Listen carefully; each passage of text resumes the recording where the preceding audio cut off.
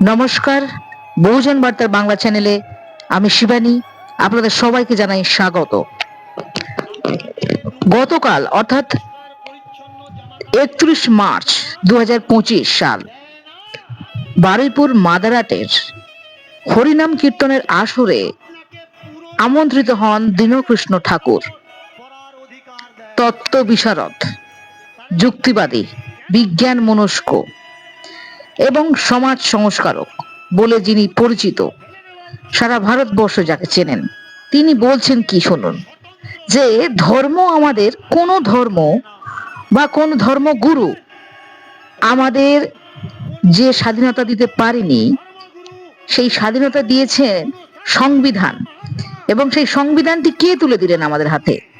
পূজা কার করা লাগবে একবার শুনুন কি বলছেন তিনি।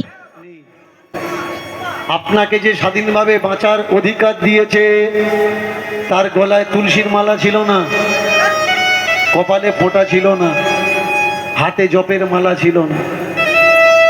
তার নাম বাবা সাহেব আম্বেদকর। যার পুজো হওয়ার দরকার তাকে আমরা চিনি না। অনেক শিক্ষিত যুবককে জিজ্ঞেস করবেন কে আম্বেদকর,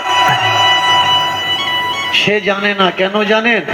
স্কুল কলেজের সিলেবাসে তাকে সেভাবে তুলে ধরা হয়নি। যে কনস্টিটিউশন আপনাকে রাইট দেয় মাথা উঁচু করে বাঁচা, সেই কনস্টিটিউশন আপনার হাতে কে তুলে দিয়েছে জানেন? কোনো তিলকধারী, কোনো ঝোলাধারী, ফোঁটা কাটা বনের বাঘ দেয়নি। কে দিয়েছে?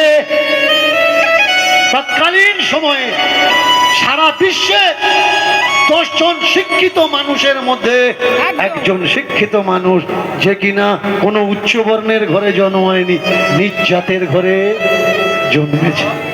আজকে তোমরা যারা ধর্ম ধর্ম করে লাফাচ্ছ, শুনে নাও, তোমরা ধর্মের ধটুকুও জানো না।